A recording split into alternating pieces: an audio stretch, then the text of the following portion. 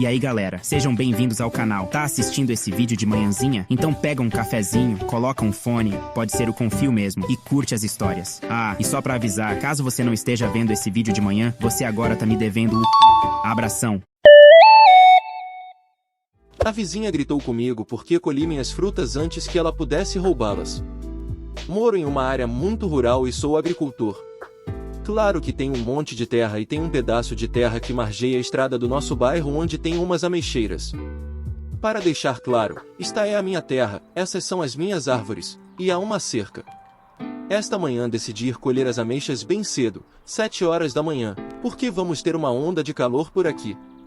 Esta variedade de ameixa é muito popular aqui na França, especialmente para geleia, mas é difícil de encontrar aqui no sul, são ameixas Mirabelle. Todos os anos espero que amadureçam, e todos os anos uma parte considerável simplesmente desaparece. Suspeitei que fosse alguém da vizinhança, mas nunca soube quem. Bem, esta manhã eu tive minha resposta. Então eu estava colhendo e estava quase terminando quando vejo uma vizinha andando pela estrada em minha direção com uma cesta. No segundo em que ela me viu, e percebeu que eu estava quase terminando de colher todas as ameixas, ela começou a gritar comigo dizendo, que egoísta da sua parte, você não é o único que gosta delas, sabe? Você poderia pelo menos ter deixado um pouco para o resto de nós.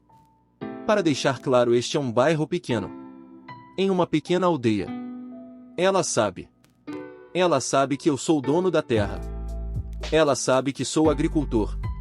Mas ela ainda gritou comigo. Por colher meus frutos. Na minha terra.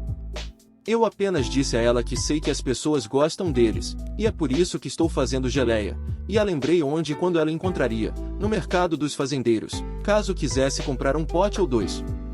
Então eu disse a ela que agora que sei que é ela que está roubando as ameixas, se elas desaparecerem no ano que vem, vou prestar queixa por roubo e invasão.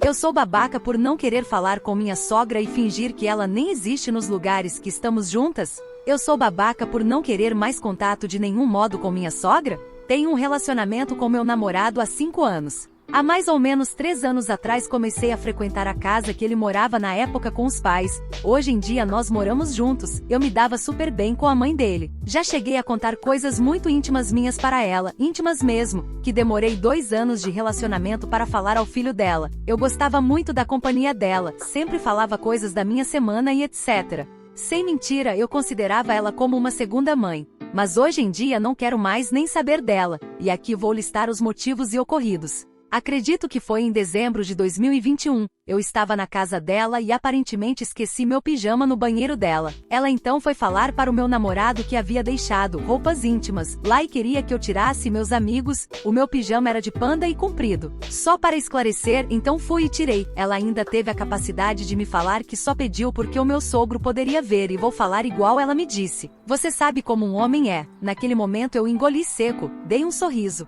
meio torto, e fui conversar com o meu namorado sobre e ele disse para deixar isto para lá, ok. Depois de passar alguns dias, no dia de Natal, eu fui dormir lá, porque passaria a semana de folga com eles. Eu ainda estava chateada com o ocorrido, mas ela tinha me pedido desculpas e eu perdoei. Também tinha comprado presentes para ela e tudo mais. Ao anoitecer fui deitar no quarto que era do meu namorado. Não lembro o motivo, mas eu estava com o celular dele em mãos. Acho que a mãe dele havia mandado mensagens para descermos até a avó dele para comer. Nisso fui responde por ele, até porque é normal para mim e ele fazermos isso. Então vi uma mensagem dele dizendo que eu dormiria lá, e ela respondeu dessa maneira: deixa aquela guria na casa dela. Eu sou uma pessoa muito sensível, eu já estava chateada com ela, e não entendia o que eu tinha feito de errado. Eu chorei a noite toda e meu namorado me consolou. Então eu peguei o presente dela de volta. Podem me julgar, mas não gosto de agradar pessoas que são falsas comigo.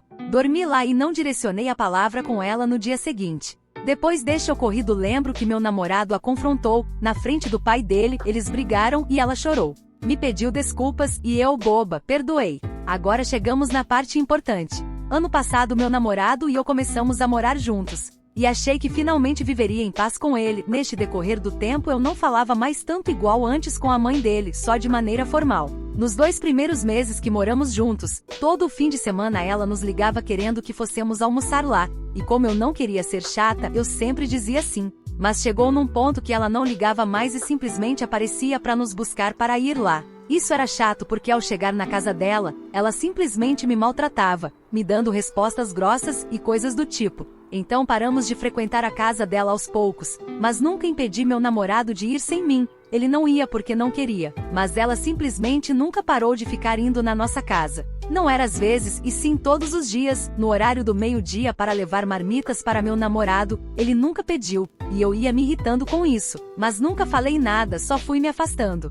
E agora o fatídico dia, não sei o porquê, num dia dessas vindas surpresas dela, a mesma simplesmente surtou. Eu juro pra vocês que eu só abri a porta e fui comer. Ela surtou comigo, me xingou de tudo que é nome, falando que eu a olhava com cara feia, que falava mal dela, sendo que nunca fiz isso e sempre que eu a via eu era neutra. Ela falou e falou, foi embora correndo e minha reação foi chorar. Meu namorado brigou com ela, e eu disse que não a queria mais em minha casa, que eu não iria mais lá, mas que se meu namorado quisesse ir nunca impediria. Claro que pra família dele ela distorceu tudo, mas segundo eles, ela sempre foi assim, e que eles acreditavam em mim. Recentemente ela me pediu desculpas de novo, depois de 1 ano sem falar comigo, e só falando mal de mim pelas costas, dizendo que eu afastei o filho dela da própria mãe, mas eu nunca fiz isso. Ele não vai porque não quer, mas retornando, ela me pediu desculpas, eu falei não, que do jeito que tava já estava bom para mim, e ela achou ruim.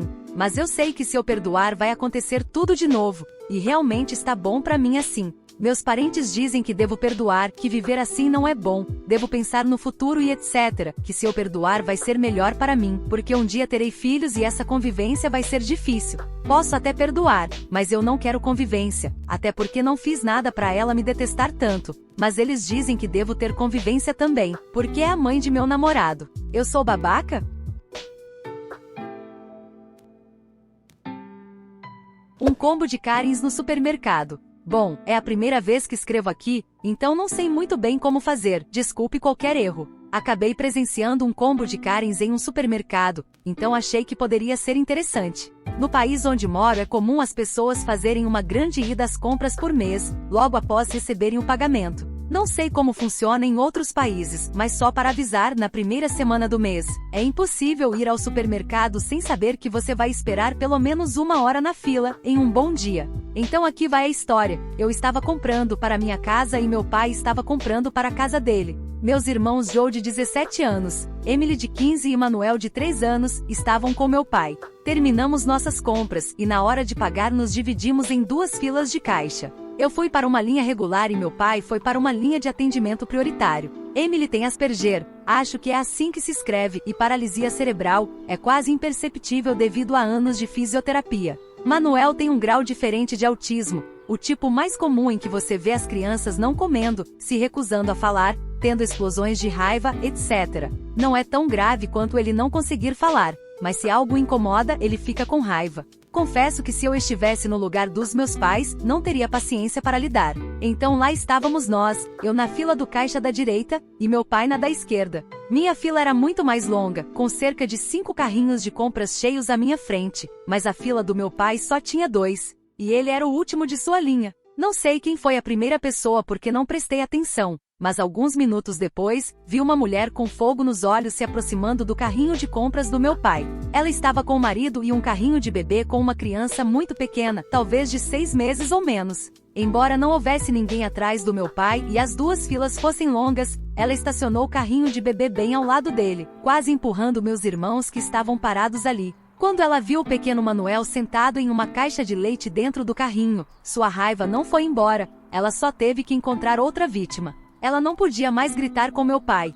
então ela olhou para frente e viu um casal. Era um casal com uma filha pequena, de cerca de 6 anos. Eles tinham um carrinho de compras muito cheio, mais do que a maioria das pessoas, e estavam começando a escanear seus itens. Karen então começou a reclamar com meu pai, ainda de pé ao lado do casal, sobre como havia pessoas que iam aonde não deviam e não deviam estar comprando naquela fila. Enquanto isso, seu marido ficou para trás. Aí a mulher teve uma explosão de raiva, empurrando minha irmã para o lado e se interpondo entre ela e a família, exigindo que eles fossem embora, dizendo que nem deveriam ser permitidos ali. O caixa, coitado, ficou atônito, assim como a família, e metade das pessoas presentes assistindo a cena. Ela exigiu que saíssem e chamassem o gerente para demonstrar o quão absurdo aquilo era. A família se ofereceu para mudar para outra fila, mas, nesse momento, o gerente chegou e permitiu que a família prosseguisse com as compras, informando a mulher que ela deveria aguardar. A mulher enlouqueceu, voltou para o carrinho de bebê e começou a conversar, quase que gritando com meu pai sobre isso. Ela então tentou incitar meu pai a fazer algo a respeito também. O marido dela ficou quieto na linha, e meu pai apenas balançou a cabeça e tentou mudar de assunto. Foi quando eu intervi e disse a ela: olha, minha mãe sempre me ensinou a nunca fazer isso, afinal é muita falta de educação. Você não sabe se uma pessoa tem deficiência ou não. Portanto, por educação, não grite com as pessoas. Ela então me respondeu: eles não têm nada. Ela parecia envergonhada, não tanto quanto minha pobre irmã, que a essa altura parecia um tomate, e então ela ficou completamente louca. Ela começou a gritar e ficar com raiva, pegou o celular e enfiou na cara do caixa, filmando tudo, gritando que ia levar todo mundo na justiça, que era um absurdo, que ia denunciar aos donos e toda aquela conversa. Então, quando ela percebeu que seu gesto não estava levando a lugar nenhum, ela saiu furiosa e foi para outro caixa. A propósito, ela foi ao caixa comercial, onde é para pessoas que compram poucas coisas, mas de alguma forma eles permitiram que ela passasse, acho que para evitar mais drama. A caixa estava visivelmente nervosa, fiquei com muita pena dela. Então, continuei digitalizando meus itens porque minha fila estava se movendo mais rápido. Uma coisa a observar: na fila do caixa certo, eu estava basicamente de costas para o meu pai, e de frente para o caixa do outro lado. Então algo chamou minha atenção quando uma mulher exclamou: o quê? Bastante alto. O caixa à minha direita estava atendendo um casal de idosos, enquanto atrás deles na fila havia uma mãe e sua filha adolescente. A caixa repetiu, e dessa vez eu ouvi ela dizer que pode demorar um pouco mais porque eles tiveram um problema. Então a mulher respondeu: eu te perguntei isso? A caixa não sabia bem o que fazer, então ela repetiu que estava apenas avisando que poderia demorar um pouco mais, e a mulher enlouqueceu, gritando que ela não pediu isso, que a caixa deveria apenas fazer o trabalho dela. Ela era hostil, eu diria. Enquanto a outra Karen parecia louca. Teria sido interessante ver uma luta entre elas. O caixa olhou para o gerente que estava atrás de mim e depois para mim, dei de ombros e ri porque a situação era tão surreal. Ouvi a mulher insultando e xingando o caixa para a filha, mas não prestei muita atenção e não consegui ouvir com clareza. Mas o caixa apenas sorriu um pouco e continuou seu trabalho. Quando fui ajudar meu pai a empacotar as compras, conversei com a caixa que foi filmada e ela admitiu que estava tremendo. Meus irmãos e eu rimos da situação e tentamos aliviar o clima. No final, ela disse algo mais ou menos assim: é tão bom servir pessoas legais depois disso. Eu estava quase desistindo porque estava muito nervosa e não sei como lidar com isso. Nós a consolamos e saímos. Nem a Karen 1, nem a Karen 2 haviam saído ainda. Talvez nem fosse o fim da história, mas foi o tempo que fiquei no supermercado. 2 Karens, uma de cada lado em menos de 10 minutos. Achei um recorde, pelo menos pra mim, haha. Nota: talvez seja apenas minha perspectiva ou as coisas que aconteceram com minha mãe, porque minha irmã não tem nenhuma deficiência visível à primeira vista. Mas sei como é ruim quando as pessoas questionam seus problemas assim. Sim, vai ter gente que fura a fila maliciosamente sem precisar, vai ter gente como aquele casal que provavelmente nem percebeu, já que os sinais são bem pequenos. Mas tem que engolir e agir certinho mesmo quando os outros não. Aliás, no meu país é crime fazer isso. Acho que não pela pessoa, mas pelo gerente ou caixa questionando a família, é crime ou pode ser considerado um. Portanto, mesmo que ela quisesse impedir a família, ela não poderia fazer como Karen queria que ela fizesse.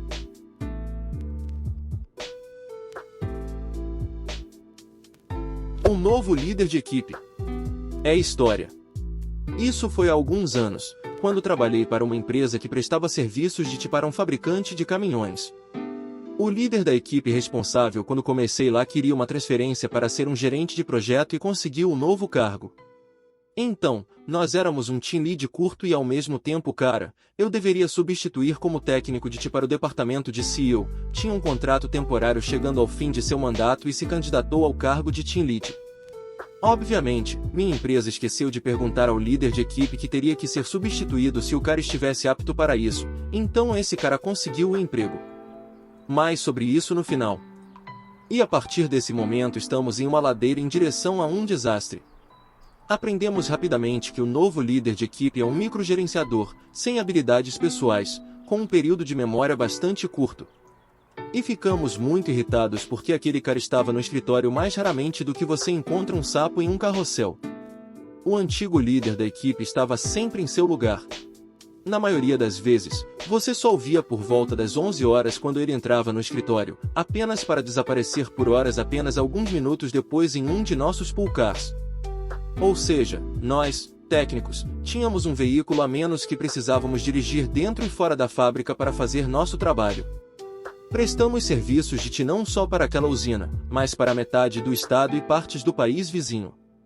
Claro que ele sempre precisou do carro mais novo, com um motor mais potente, o sofisticado sistema de entretenimento, gimmicks e gadgets para dirigir até nosso escritório central a cerca de 3 km da usina.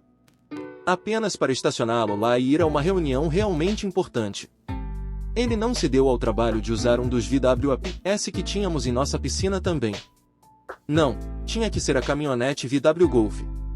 Agora imagine que você tinha um compromisso em uma agência a cerca de 1 hora de carro ao sul, mas quando foi ao carpool, um carro estava faltando. E todos os outros carros estavam em uso. Ou você tinha que entregar 6 novos laptops e monitores. Esta carga poderia ter sido transportada no Station Wagon, mas não no Up. Ficamos chateados e dissemos isso a ele. Sua reação: sou o líder da equipe, este carro é para mim. Nós respondemos: foda-se, não. Este é um pool car e se Vossa Majestade tiver que comparecer a uma reunião no escritório principal, alguém ficará feliz em brincar de táxi e levá-lo até lá. Obviamente, isso não caiu bem, então de repente ele teve que pular de reunião em vários locais e não teve tempo de chamar ninguém como seu táxi. Claro que não poderia ser chamado quando estava fora do escritório, ou simplesmente não atendeu o telefone. A parte engraçada era, nosso antigo líder de equipe era normalmente o primeiro a chegar no escritório e até mesmo em seu dia de trabalho em casa, acessível das 7 horas às 18 horas. O cara novo às vezes não podia ser contatado por dias. Ele também tinha seu único dia semanal trabalhando em casa. Na segunda, e na terça e algumas vezes até nos outros 3 dias, enquanto oficialmente só havia um dia concedido para isso. Você pode imaginar que, quando ele estava trabalhando em casa, você poderia entrar em contato com o Papai Noel e obter uma resposta, em vez dele. Quando ele estava em casa, ele estava constantemente ao telefone ou com o fone de ouvido. Depois de um tempo, mais e mais técnicos disseram que quando foram ao escritório central não viram o seu carro ali. Quando o confrontamos, sua desculpa foi: estacionei na garagem. Claro que pedimos ao seu supervisor para recuperar o nosso pool car e, se for possível, estacionar também na garagem quando não houver espaço no quintal. Seu supervisor disse: há apenas 2 vagas reservadas na garagem e é onde ele e o gerente de serviço estacionam. Portanto, também não há lugar para o líder da equipe. Outra coisa que realmente chateava nós, técnicos, era que ele estava constantemente em redução de horas extras. Por lei, quando você faz horas extras aqui, você precisa tirar uma folga remunerada dentro de 6 meses ou recebe essas horas pagas. Nossa empresa não queria pagar, então se você cobrasse mais de 10 horas extras, recebia uma ligação do gerente da estação para tirar essas horas. Meu departamento, eu e um colega de trabalho, havia passado por mudanças e meu colega de trabalho ficou doente, então tive que fazer o turno dele também, quando não conseguimos um temporário para ele. Então eu juntava uma porrada de horas extras e não podia ficar em casa, senão o departamento ficaria órfão. Enquanto o líder de equipe arrecadava ainda mais horas extras e nem estava disponível para fazermos o trabalho dele quando ele não estava reduzindo as horas extras ou participando de todas suas reuniões importantes. A gota que quebrou o camel's back para mim foi quando fui encarregado, pelo líder da equipe, de fazer documentações sobre processos e criar apostilas para problemas menores que os usuários poderiam resolver sozinhos. Ele, na frente das testemunhas, me disse para não fazer nenhum ticket até que eu terminasse de fazer as apostilas documentos. Comecei meu trabalho e apenas 30 minutos depois ele invade meu escritório me perguntando por que há tantos tickets que ninguém estava atendendo e repito: não verifiquei a fila, por que você me disse para fazer apenas docus e andou? E foi aí que ele me interrompeu perguntando se eu sou burro, sempre tenho que verificar se tem tickets que ninguém está trabalhando. Fiquei um pouco pasmo e o interrompi também perguntando se ele estava tendo um derrame e não se lembrava das próprias palavras de 30 minutos antes. Foi quando ele começou a gritar comigo. Agora imagine isso. Sou um cara de 50 e poucos anos que é ex-membro de um motoclube e ele é um saco de merda com metade da minha idade.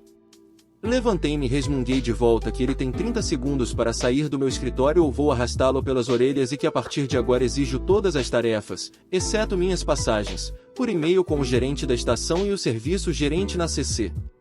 Eu também avisei que se ele gritasse na minha cara eu fecharia a boca dele com um rolo de papel higiênico em que eu tinha mijado antes. Ele saiu rápido e na saída me disse que haveria consequências. Sim, haverá, mas veremos para quem. Naquele dia, enviei um e-mail ao chefe dele desejando que a próxima palestra anual para funcionários fosse realizada em meu escritório e pessoalmente, não por meio do Teams e não com a presença do líder da equipe. Adivinhe? Eu não fui o único técnico a solicitar uma conversa cara a cara sem o líder da equipe por perto. Por lei, eles tinham que cumprir. Uma semana se passou e eu e meus colegas de trabalho conversamos. Fui um dos últimos caras a falar com o gerente da estação. Terminei meu sermão com sabe, no momento em que recebo uma oferta que paga o mesmo ou mais, entrego meu pré-aviso de 3 meses e saio pela porta. Foi um bom passeio quando Drogo, antigo líder de equipe, nome falso, estava no comando, mas aquele cara novo arruinou tudo para todos nós. Todos nós sabíamos que Drogo estava feliz porque seu mandato havia terminado e ele poderia se livrar dele. Por que torná-lo líder de equipe? É como colocar a raposa encarregada de proteger o galinheiro. Ele ouviu em silêncio o que eu tinha a dizer, depois balançou a cabeça e me mostrou que tinha cerca de 20 páginas de reclamações sobre o team lead de meus colegas de trabalho, enquanto me dizia que eles haviam adiado a palestra com o team lead para ser a última deste ano, por causa de todas as reclamações que tinha ouvido de meus colegas de trabalho. O líder da equipe ficou doente por 2 semanas a partir daquele dia. Quando ele voltou ao trabalho na segunda-feira, sua permissão para trabalhar em casa havia sido revogada, muitas de suas reuniões importantes no escritório principal foram canceladas ou ele poderia participar por meio do Teams. Na sexta-feira, por volta das 14 horas, o gerente da estação, o gerente de serviços e outro cara do escritório principal apareceram para conversar com o líder da equipe. Eles tomaram o escritório ao lado do meu e expulsaram todos os caras de lá. Depois de algum tempo tive que fazer xixi e adivinha quem passou por mim com um sorriso forçado no rosto e algumas sacolas plásticas com seus pertences. Quando terminei de mijar, fui ao enclave dos fumantes fumar um cigarro. Os caras da cerveja do meu escritório se juntaram a mim. Estávamos conversando e alguém perguntou se achamos que eles já terminaram a conversa, porque é bastante silencioso em seu escritório e as luzes também estão apagadas. Então verificamos o escritório e o escritório estava vazio. Todos nós estávamos nos perguntando por que, contra seu comportamento habitual, nem o gerente de serviço, o gerente da estação, o outro cara e o líder da equipe se despediram. Verifiquei instantaneamente a caixa de correio da empresa e eis que havia um novo e-mail do gerente da estação informando a tripulação que o líder da equipe deixou a empresa a partir de agora. Ele desapareceu como um peido em uma fábrica de ventiladores. Ele até deixou as coisas que foi comprar por volta das 11 horas e saiu da fábrica para o estacionamento do outro lado da rua, com 2 sacolas plásticas contendo seus pertences. Não adeus, rapazes, não hasta manana, baby, não adeus e obrigado pelo peixe, apenas poof, e havia uma cadeira e mesa vazias. Ah, esqueci, o team lead que a gente tinha quando eu comecei lá ficou muito feliz que o novo team lead tinha apenas um contrato temporário e que estava acabando, então ele teria se livrado daquele cara. Ele me disse que nunca entendeu o que diabos aconteceu com o RH para contratar o cara que ele queria que fosse embora. Mas o RH nunca havia perguntado sua opinião antes de contratar aquele cara. Também descobrimos que ele havia solicitado 2 dias de trabalho em casa da administração da estação em uma quinta e sexta-feira. Conseguimos, mas esquecemos que ele havia nos dito que teria um longo fim de semana fazendo uma viagem a Bruxelas e Londres. Quando ligamos para a gerência da estação na sexta-feira sobre não conseguirmos entrar em contato com o líder da equipe ausente desde quinta-feira, eles nos disseram que ele trabalha em casa. Entreguei minha demissão para um trabalho muito melhor cerca de 1 ano depois, porque o cara seguinte era apenas um pouco melhor. Não é um microgerente nem incompetente, mas não poderia substituir aqueles que fazem o trabalho e dizer à gerência que não somos mágicos. Ele também era da nossa equipe, mas naquele momento tínhamos um cara a menos, de novo, porque de alguma forma eles não conseguiam encontrar substitutos adequados e a carga de trabalho também não diminuía.